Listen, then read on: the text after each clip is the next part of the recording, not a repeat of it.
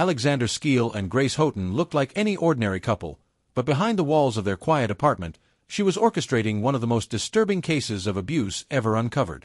What appeared to be love from the outside was, in reality, a cold, calculated system of control, torture, and psychological destruction that nearly ended Alexander's life. In the quiet town of Fairbridge, where the streets curled around neatly trimmed hedges and every mailbox seemed to match the next, Alexander Skeel and Grace Houghton were, to most people, just another young couple starting their lives together.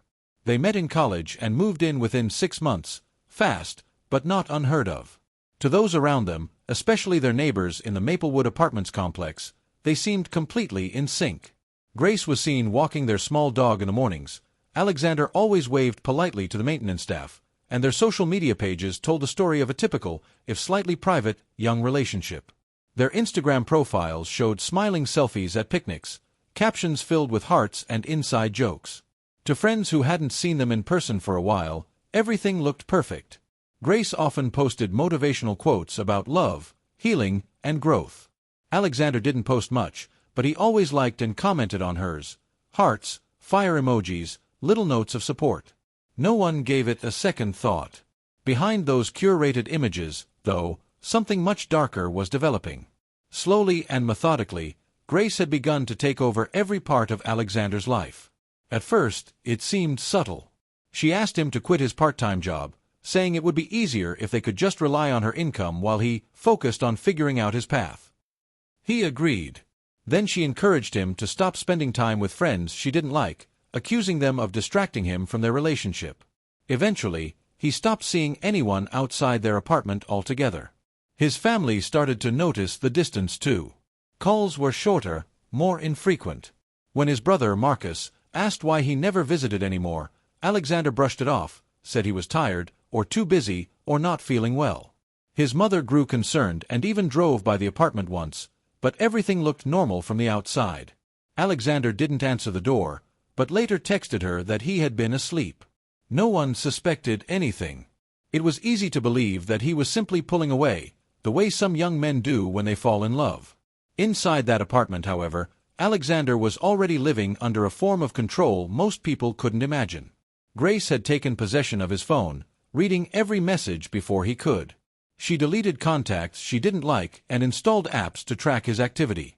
She monitored his bank account, his emails, and eventually his movements, requiring him to text her whenever he left a room. Meals were restricted.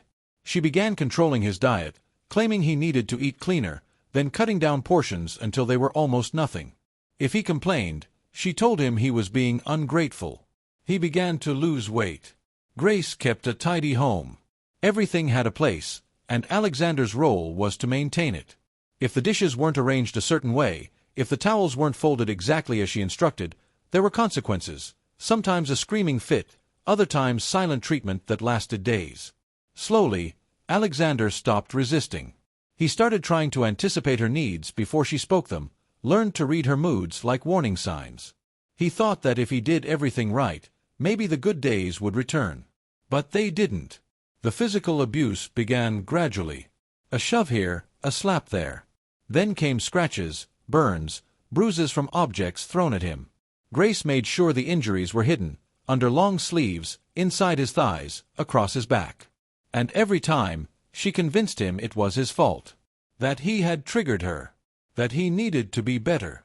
And because his sense of reality was already eroding, Alexander believed her. He truly believed he was the problem. In public, they maintained their act flawlessly. At a community barbecue, Alexander shook hands with neighbors and laughed politely at jokes. Grace held his hand, smiling sweetly. No one noticed how tightly she gripped it. No one noticed how he flinched when someone touched his shoulder. No one knew that just hours before, he had been locked in their bathroom for 5 hours as punishment for using the wrong brand of laundry detergent. The scariest part was how invisible it all was. There were no police reports. No screaming matches in public. No smashed windows. Grace was calculated. She made sure nothing ever escalated in a way that would attract outside attention. And as for Alexander, he was becoming too broken to fight back. He'd started to believe that this was what love looked like.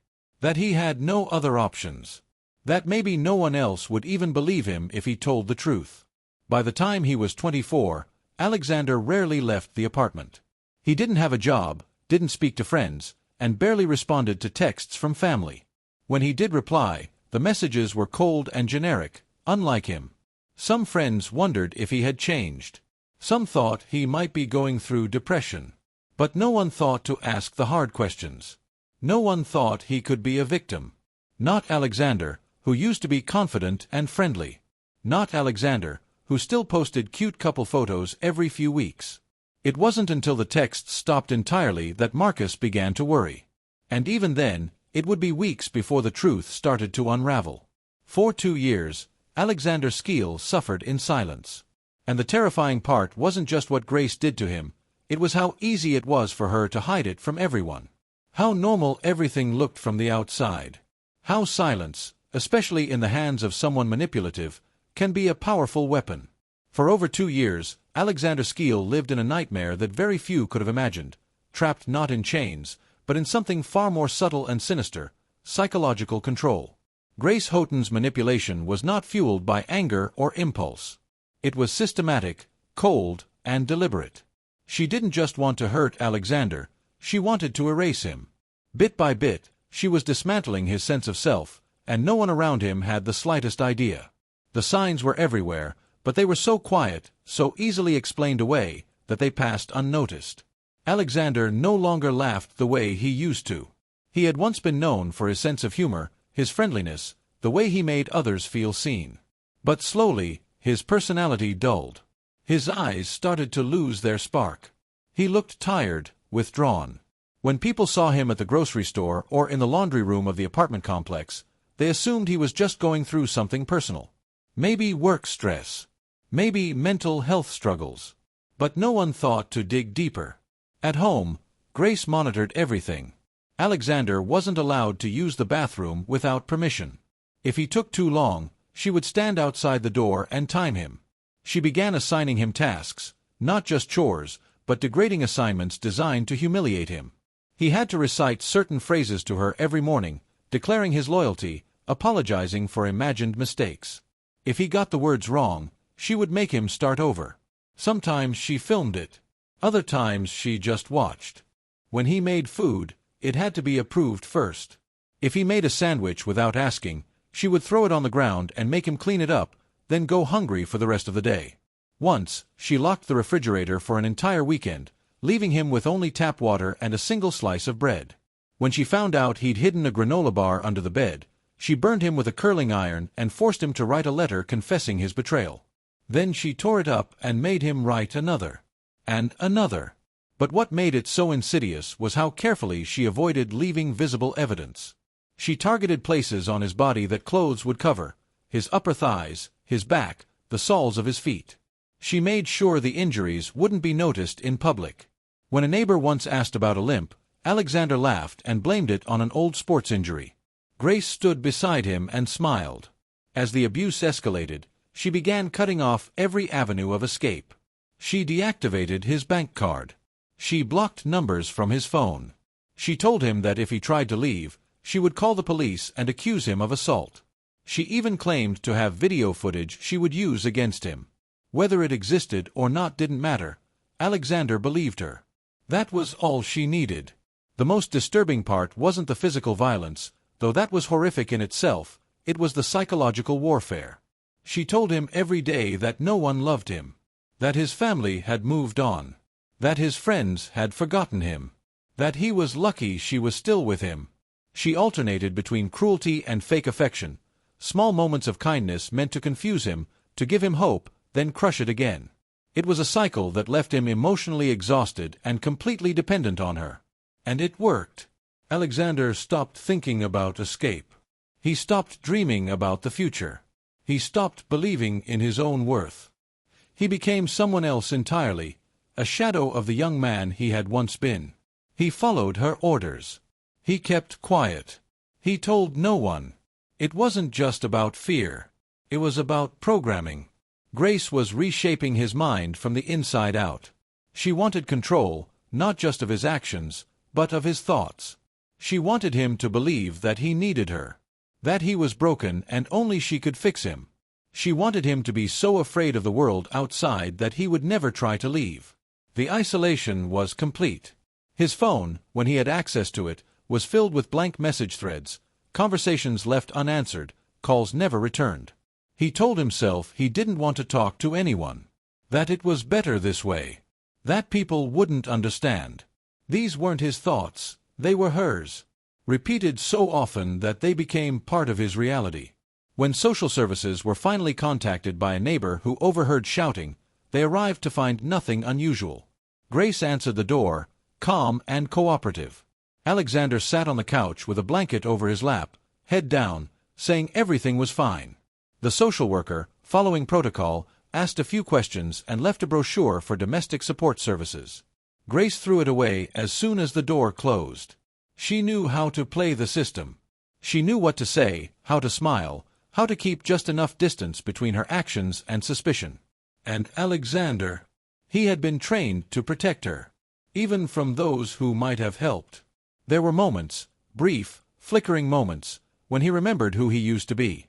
A favorite song would come on the radio. He would see a childhood photo tucked into a book. For a second, he would feel the old version of himself stir. But it never lasted. Grace would appear, with her eyes cold and her voice low, and the moment would vanish. The silence around Alexander wasn't accidental. It was engineered, built with precision, reinforced with fear. And the longer it went on, the harder it became to imagine life outside of it. Until a message, barely a few words long, was sent to his brother, a message that would change everything. It was just a message, no more than a few words, but to Marcus Skeel, it might as well have been a scream. The text came late at night, reading only, "Please help me. Don't reply." Then, within seconds, it disappeared. Deleted. Gone. Marcus stared at his screen, heart racing, not knowing what to do. He hadn't spoken to his twin brother Alexander properly in almost a year. Every time he reached out, he was met with silence or vague excuses. The last time they'd seen each other in person, Alexander had looked thinner, distant, but insisted he was fine. Marcus had believed him, or at least wanted to. Now, that illusion was broken. Something was very wrong, and Marcus wasn't going to ignore it this time. The next morning, without telling anyone, Marcus drove to Alexander's apartment. The building was tucked into a quiet part of Fairbridge, the kind of place where neighbors nodded but never really knew each other. He parked across the street and waited. Hours passed. Finally, around 2 p.m., Grace left the apartment alone. Marcus seized the moment, crossed the street, and knocked. When the door opened, Alexander stood there, barely recognizable. His face was gaunt, his eyes dull, his posture slightly hunched like someone who expected to be struck at any moment. Marcus immediately noticed the bandages on his forearms and the way his clothes hung off his body. The sleeves of his hoodie were long, too long for the warm spring day, and the cuffs were pulled tight around his wrists, as if trying to hide something. He tried to step forward, to hug his brother, but Alexander didn't move. Instead, he quietly said, "You can't be here." His voice was strained, tired, afraid. Marcus refused to leave. He gently pushed past him and stepped inside. What he saw inside that apartment would stay with him forever. The living room looked sterile and lifeless. There were no decorations, no photos on the wall, no warmth. The windows were covered, blocking out the sunlight. In the corner was a folded mattress, thin and stained, clearly used as a bed. In the kitchen, there was barely any food. Empty cans, a bag of rice, and an open jar of peanut butter sat on the counter like evidence of survival, not living. Alexander tried to usher him out, repeatedly whispering that Grace would be back soon, that she would be angry, that this would only make things worse. But Marcus wasn't leaving without answers. When he pulled up his brother's hoodie sleeve, he saw the truth, layers of burns, old cuts, and fresh bruises. Some were circular, some jagged. All of them deliberate. That was when Alexander broke. Not with tears, but with silence. He sat down, stared at the floor, and didn't say a word. Marcus left after an hour, promising he would come back. He drove straight to the police station, bringing with him photos he'd taken discreetly of Alexander's injuries and the condition of the apartment. He showed them the deleted text, gave a statement, and demanded they do something. For once, they listened. The next morning, officers arrived with a wellness check request and knocked on the door. Grace was calm and polite, just as she'd always been. She smiled as she opened the door and told them Alexander was resting. When they asked to speak to him directly, she hesitated. That hesitation was enough. The officers insisted. They walked inside. Alexander was found sitting silently on the edge of the mattress, staring at the wall. He looked up but said nothing. One officer gently asked if he needed help. After a long pause, he nodded. The moment that nod came, everything changed. Alexander was removed from the apartment under emergency protection. At the hospital, doctors were horrified. He was 15 kilograms underweight. His body bore signs of long-term malnutrition, untreated injuries, and signs of infection. He had chemical burns along his back and thighs. His blood work showed severe deficiencies. The physician said that had he stayed in that apartment even one more week, his organs could have begun to fail. That wasn't the only discovery. Back at the apartment, police searched the home under warrant. What they found turned a case of domestic abuse into something darker. In a locked cabinet, tucked behind household cleaning supplies, were journals, several of them. Each one filled with Grace Houghton's handwriting. They were not diaries or personal reflections. They were cold, clinical logs. Each page was dated and described what she had done to Alexander that day. The type of punishment. The reason. The result. No food, day 2, one entry read. Tried to leave the bedroom, burned left arm with kettle. Another detailed how she had mixed household chemicals to cause skin irritation. Some pages included lists of behaviors she wanted to break, as if she were correcting a dog. Others noted her emotional state, calm, satisfied, triumphant. There were also printed pages of internet research. How to manipulate people psychologically, how to control someone without physical force, how to avoid detection in abusive relationships. She had studied manipulation like it was a science. The journals were organized, methodical, and chilling in their detail. There was no question of impulse or loss of control. This was planned, maintained, executed. It was no longer just a case of violence. It was a calculated effort to destroy another human being over time. When Grace returned home that day, police were waiting. She was arrested without incident.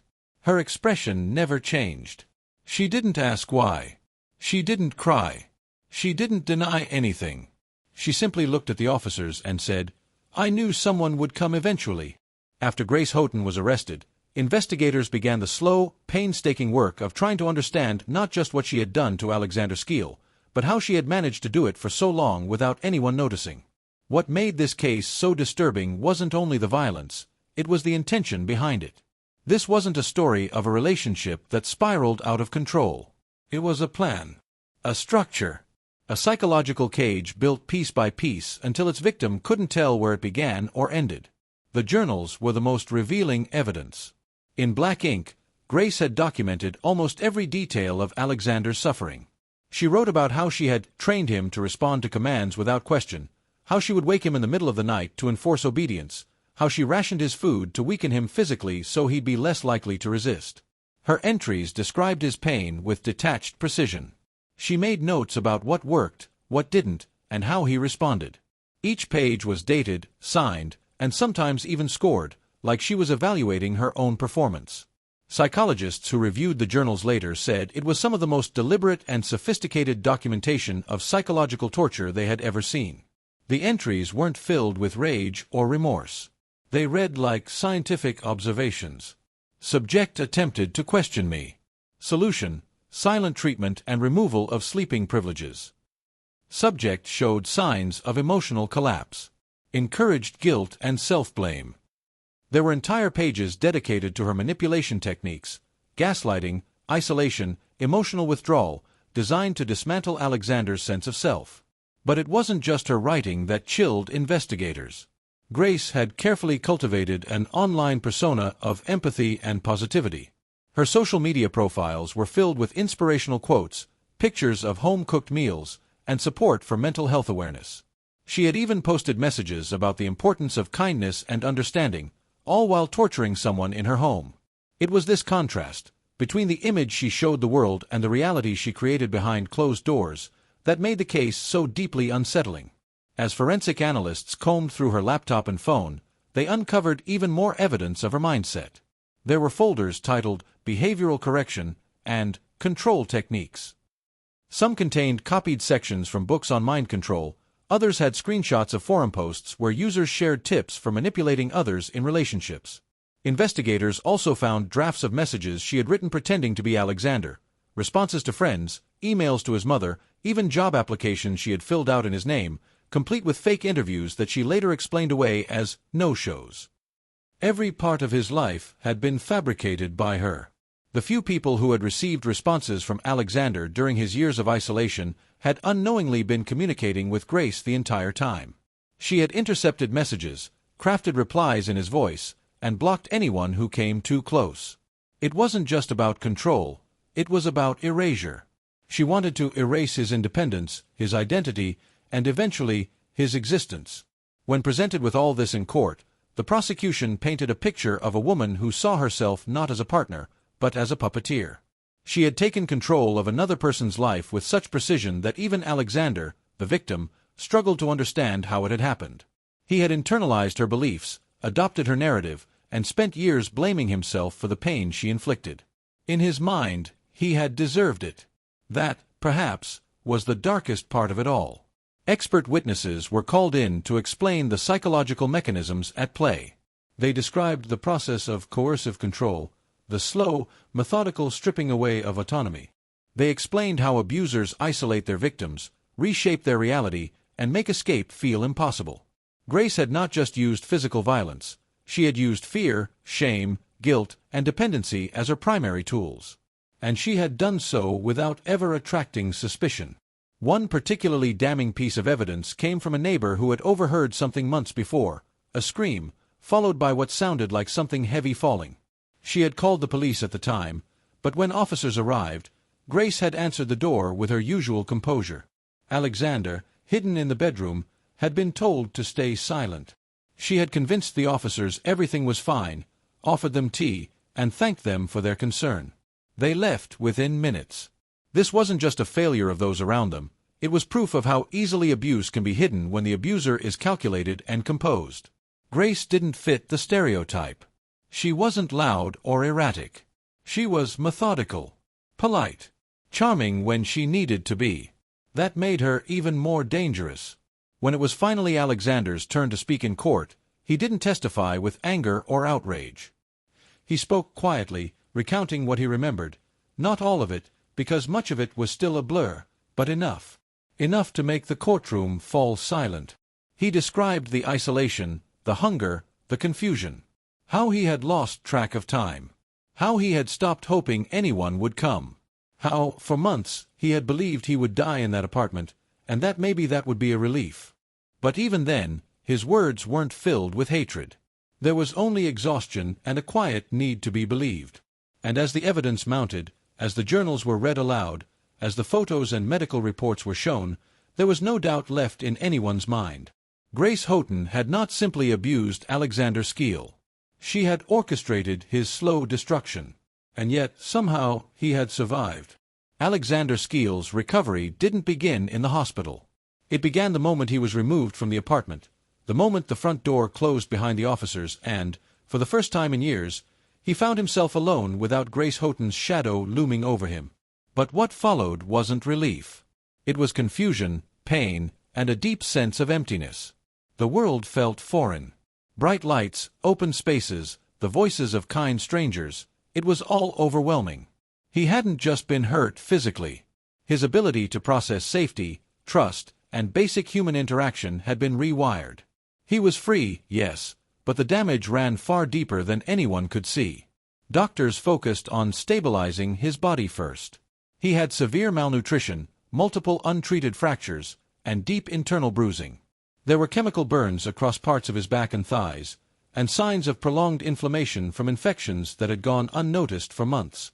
The medical staff who treated him said later that it was among the worst non-fatal abuse cases they had ever seen. Even seasoned nurses left the room shaken. But Alexander barely reacted to the procedures. He lay still, silent, detached. His pain tolerance was unnaturally high, not because he was strong, but because he had been conditioned to ignore it. He spent weeks in the hospital. During that time, he received not only physical treatment but intensive psychological care. Therapists worked to rebuild his understanding of what had happened. At first, Alexander downplayed the abuse. He referred to it as conflict or a bad relationship. He insisted Grace had her reasons. It took time, slow, patient time, for him to begin understanding that what he endured wasn't his fault. That love never looks like control, starvation, or fear. Back in Fairbridge, Grace Houghton's trial became a national spectacle. The court proceedings drew attention across the country, not just because of the horrifying details, but because of the unique nature of the case.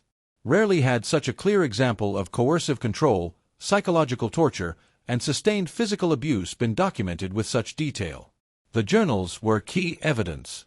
So were the forensic reports, the testimonies from medical professionals, and Alexander's own words, delivered quietly in court but felt like thunder in the silence that followed. Grace sat through the entire trial with an expression that never changed. She offered no apology, no acknowledgement, and showed no remorse.